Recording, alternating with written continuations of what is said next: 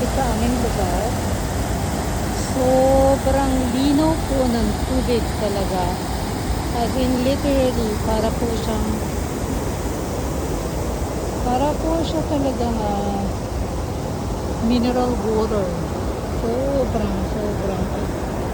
As you can see, talagang napakalinaw po.